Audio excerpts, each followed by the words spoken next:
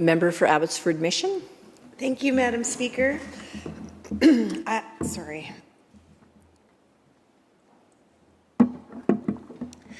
I consider it an honour and a responsibility for my role in this House to speak to Bill 9, the Freedom of Information and Protection of Privacy Amendment Act 2026. I want to take a moment to begin with a word that sits at the centre of this legislation: freedom. It is a word used often in this assembly, sometimes so often we stop hearing its weight. But freedom in the context of information is not procedural language. It is not administrative language. It is a democratic language. Freedom of information is one of the tools the public uses to examine power. It is how decisions are tested. It is how conduct is scrutinized, and it is how trust is preserved. Without it, government operates in shadow. With it, government operates in light.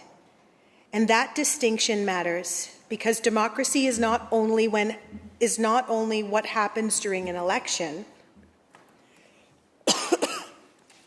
it is what happens between elections. It is whether people can ask hard questions and get answers. It is whether decisions affecting lives can be examined. It is whether power can be held accountable in real time. Freedom of information is not a convenience. It is not a privilege. It is a democratic safeguard. Question period is a democratic tool. Independent officers of this legislature are democratic tools. Free press is a democratic tool. The courts, a democratic tool. Take away access to information, and every other democratic tool begins to weaken. And let us be honest about what that means. When government can call scrutiny interference, accountability is already weakened. When asking questions can be labeled abusive, oversight is no longer protected, it is managed. And once accountability is managed by government instead of exercised by the public, freedom has narrowed. Accountability cannot be treated as an interference. Madam Speaker, freedom of information does not exist because government can always be trusted to volunteer what the public needs to know. If that were true, this system would not need to exist at all. Freedom of information exists for the moments when trust breaks, when answers do not come easily, when decisions are unclear, when people have reason to test what they are being told. That is its purpose. It is not designed for convenience, it is designed for scrutiny. And scrutiny is often uncomfortable. It can be repetitive, it can be broad, it can be persistent. But those things do not make scrutiny abusive. Very often, they are what accountability looks like. Some of the most important public questions begin as inconvenient questions. Some begin as questions government would prefer were never asked. But that has never been the test. The test is whether the public has the right to ask them. And under this bill, that line becomes blurred. When abusive is undefined, who decides? When repetitive becomes grounds to disregard a request, how many times a citizen can seek answers before persistence is treated as misconduct? When a request can be rejected because it may interfere with operations, who determines whether accountability has become inconvenient? These are not technical questions. They are power questions because vague standards do not restrain power, they enlarge it. The legislation should be judged not only by how it operates under a reasonable government, but by how it could be used under an unreasonable one. This is the discipline of good lawmaking. Because law outlives government, powers outlive ministers, and precedence outlives intention. If we create authorities today that can be stretched tomorrow, we should not pretend risk does not exist simply because government says it will use those powers responsibly. Responsible government do not ask to be trusted more. They build systems where trust is tested. So we must ask a very clear question. Thus, does this bill strengthen that democratic safeguard or weaken it? Does it bring people closer to the truth or place more distance between them? And when we look honestly at what is proposed, the answer is clear. The bill does not strengthen freedom of information, it constrains it. It allows government to label requests as abusive, malicious, or repetitive without clear definitions. It expands the ability to reject requests said to interfere with operations. It introduced fees where information was previously free. That means fewer people may access information, more barriers stand in the way, and more discretion sits with government. It reshapes the balance, it shifts decision-making power, it softens duties, and it centralized control. And that is not a small thing. That is a shift in power. And I want to say it plainly, that this bill is not a solution, it is an escalation. It takes a system people already struggle with and give government more power to limit access and not expand it. Here's what people should see clearly. First, government can delay, then it can deny, then it can charge you for asking. Delay, deny, charge. That is not expanded access. That is managed access. People already struggle to access information. They already face delays. They already receive incomplete answers. So the expectation would be reform that makes access easier, clearer, faster. That is not what this bill delivers. And nowhere is that clearer than the change from responding without delay to responding without reasonable delay. Words matter. Without delay means act. Without reasonable delay means explain the delay. One creates duty and the other one creates excuses. This is not a small change. It lowers the standard. So people already believe that the system is too slow, and that is not to be disputed. So what should reform do? Raise standards, tighten duties, improve response. But unfortunately, the bill does the opposite. It takes a firm duty and softens it. It takes access problems and introduces fees. It takes concerns and adds undefined refusal grounds. This is not correcting failure, it is adjusting the standard downward to fit the failure. And lowering the standard is one of the oldest ways institutions protect themselves without fixing themselves. If response times are poor, redefine delay. If requests are difficult, redefine the requester. If scrutiny is uncomfortable, redefine scrutiny as interference. This is not modernization. It does not fix the problem. It changes the rule around the problem. And government should answer plainly, why is the answer to delays not stronger timelines? Why is the answer to burden not better administration? Why is the answer to frustration more discretion for the system causing the frustration? Those are serious questions. People do not lose trust because government admits a system struggles. People lose trust when government changes the rules in ways that appear to protect the system from scrutiny.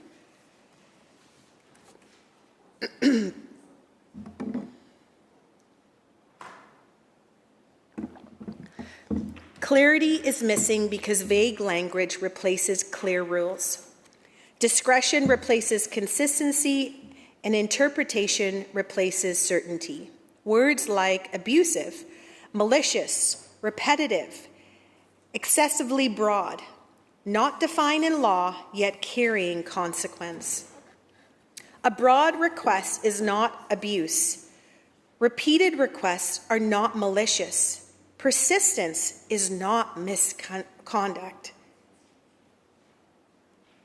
Sometimes persistence is what accountability looks like. And my simple question is why? If the goal was to truly to fix the system, why broaden the ways to say no? If delays are already the problem, why weaken the duty to respond without delay? If access is already difficult, why add fees?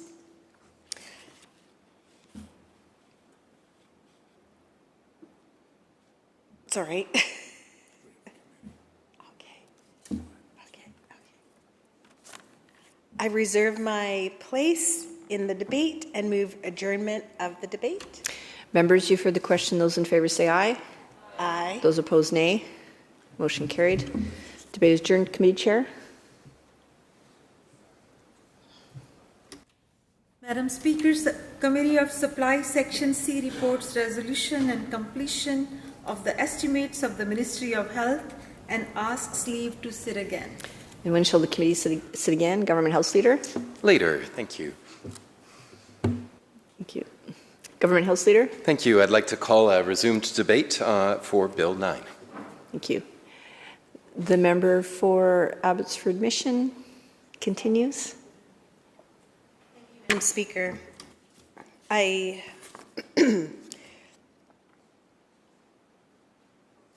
want to go back and just am reminded as I'm talking about these words like abusive and malicious and repetitive and excessively broad. Of course, in our line of work, we hear many stories and take many meetings with our constituents and residents of British Columbia, and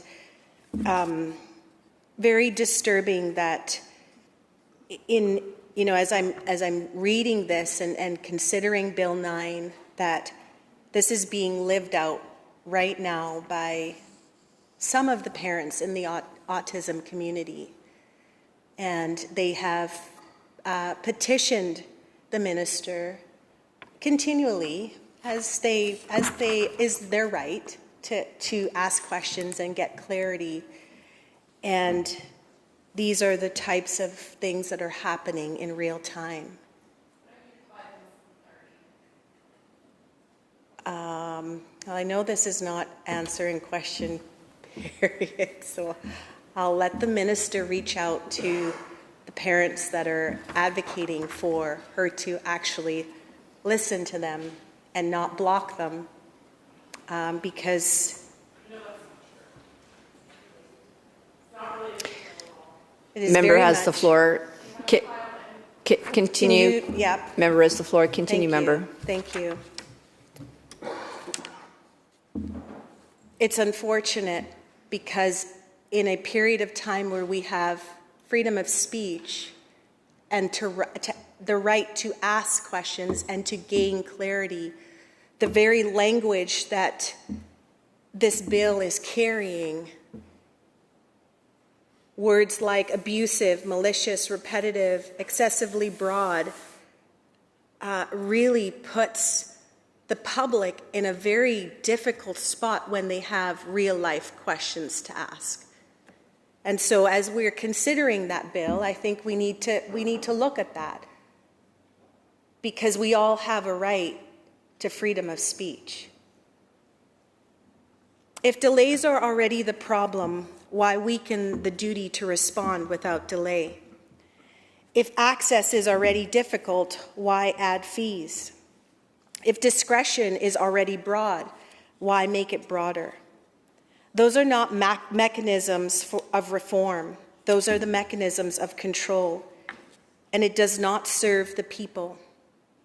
Now, in my role as critic for children and family development, I see what happens when access to information is not clear, nor timely, and not complete.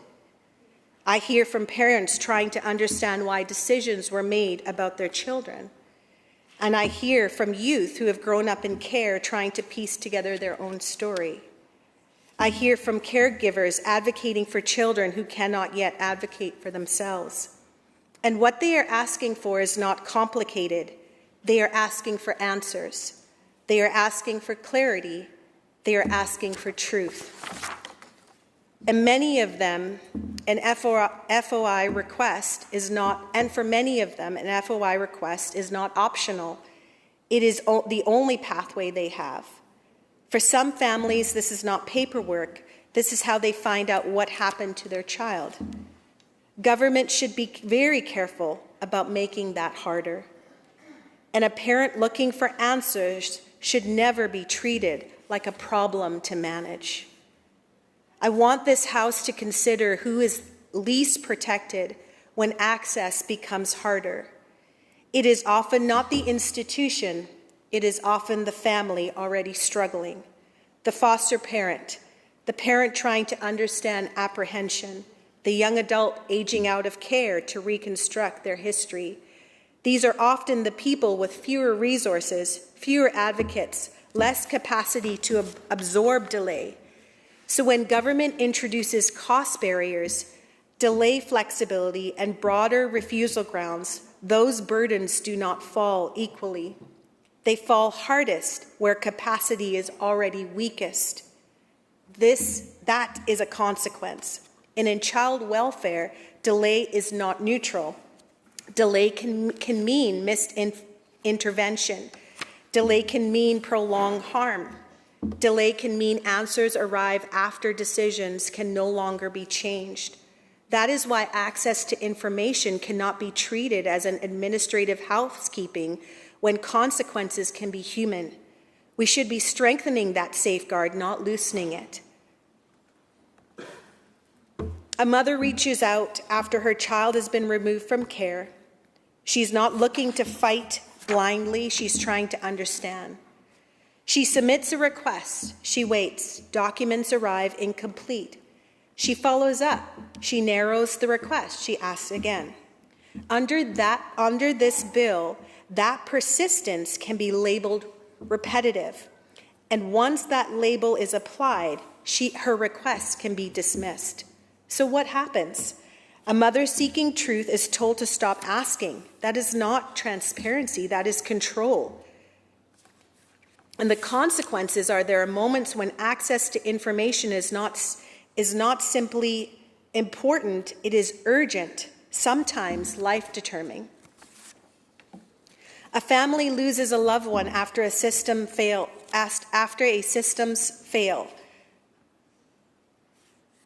They seek records, timelines, decisions, warnings. They wait. Information comes incomplete. They follow up. Delay continues. And they are left not knowing whether the system failed because the path to truth was never clear. When information comes too late to challenge a decision, the damage may already be done. Information delayed can become accountability denied. I am watching this happen in real time with the autism community. So what we're talking about here today is not hard to wrap our heads around. Public accountability, that is human. What do people expect?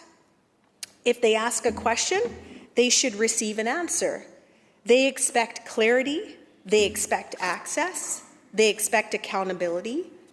That alone is not difficult to comprehend. That is the base standard of what is expected of all of us in public office.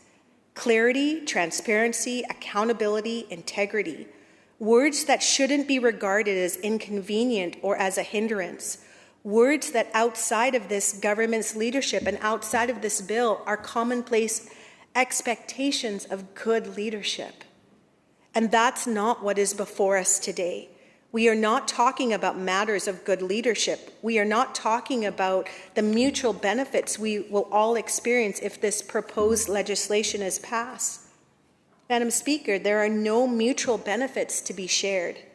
The balance of power lies in favor of this government, who is redefining the rules and the terms of engagement for public accountability.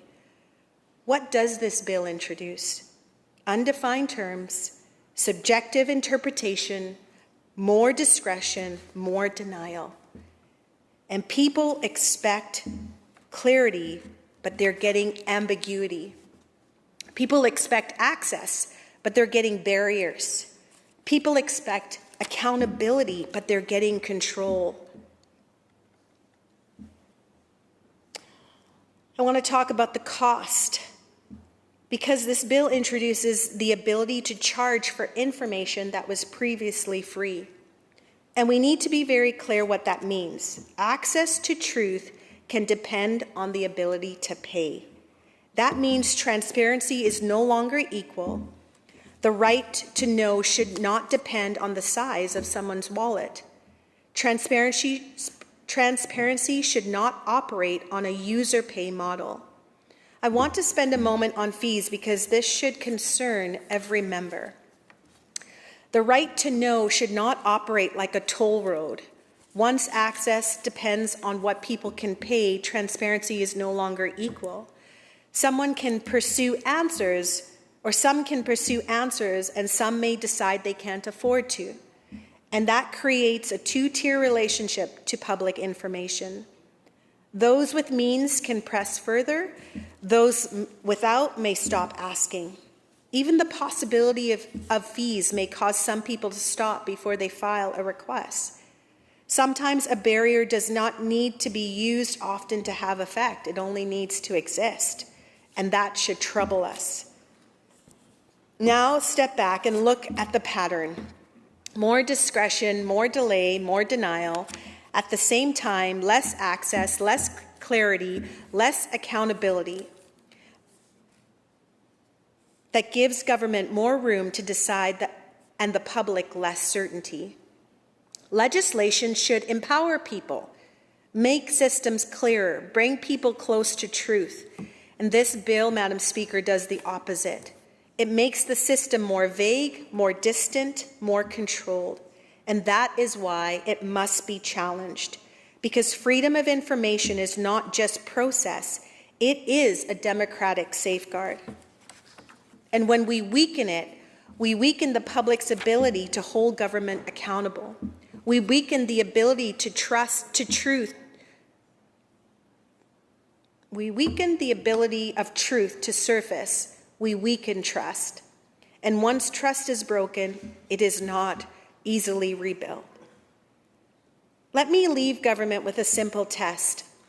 If this bill strengthens accountability, then answer this. How does softer language on delay strengthen accountability? How do broader refusal powers strengthen accountability? How do fees strengthen accountability? How does allowing persistence to be characterized as abuse strengthen accountability? It does not. These measures make administration easier. They may make scrutiny easier to manage, but those are not the same as strengthening freedom of information. The bill asks the public to trust broader discretion. Softened duties and more barriers will somehow produce more openness. This is not persuasive. The government should not ask this House to accept a contradiction simply because it is written in legislative language. We must be clear. This bill replaces duty with discretion. It replaces access with barriers. It replaces transparency with permission. And if people need permission to scrutinize power, something has gone very wrong. This bill takes the free out of freedom of information. It replaces, I already said that part. Madam Speaker, there's another concern that this House should not pass over lightly. It's a little distracting,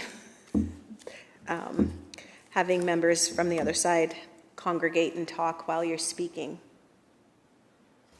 Continue, member. This bill does not only affect individuals seeking personal records, it affects journalists, researchers, watchdogs, opposition members, the very people who often surface information the public would otherwise never see. Let's be honest, many of the things governments later admit need fixing were first raised by people asking difficult questions. Questions some considered inconvenient. Questions some may have considered too broad. Questions that came again and again until answers came. I'm living this right now as I listen to the autism community talk about the questions that are not being considered and the decisions that are being made that will affect their family and their children. Accountability is rarely tidy. It is often persistent.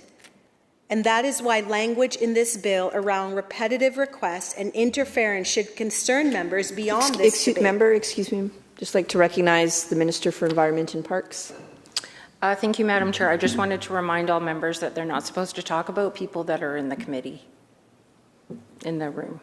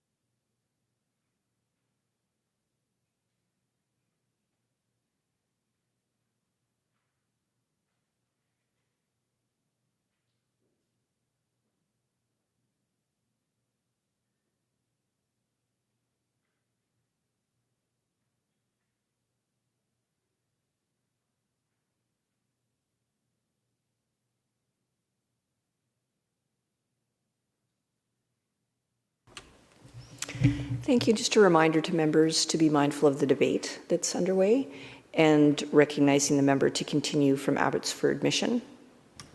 Thank you, Madam Speaker. And that is why language in this bill around repetitive requests and interference should concern members beyond this debate. Because those words may not only affect one request, they can affect patterns of scrutiny. A journalist following a public issue may need multiple requests. A researcher may refine a request repeatedly as new facts emerge. An opposition member may pursue the same matter over time because earlier answers were incomplete. Is that abuse or is that oversight? That matters because if persistence begins to be treated as a problem, then the people most likely to expose systematic failures may face barriers precisely because they are doing their job. And history teaches us something important. Systems rarely reform because they are left unexamined. They reform because someone kept asking, someone persisted, and someone refused to accept a partial answer. This House should be very cautious about the legislation that creates even the appearance that persistence itself can be turned into grounds for a refusal. There's another accountability question. What happens when powers granted for extraordinary cases begin to migrate into ordinary use? Good government does not build legislation around how to manage people asking hard questions. They build systems that can withstand difficult questions. There's a difference. One protects administration, the other protects democracy. Finally, I want to return to something simple. Freedom of information works only if the public believes asking is worth it. Is it worth the time? Is it worth the effort? Is it worth the process? Because if people begin to believe requests may be delayed, denied, or priced beyond reach, some will start asking before they even begin. And when people stop asking, accountability does not grow quieter because everything is working. It grows quieter because people have lost confidence they will be heard. This is not healthy democracy. This House should not be lowering confidence in a system already under strain. They should be rebuilding it. And that is why I cannot support a bill that expands discretion while weakening duty. This is why I cannot support a bill that asks the public to trust the barriers will somehow produce openness. This is why I believe this House should reject Bill 9. Thank you, Madam Speaker.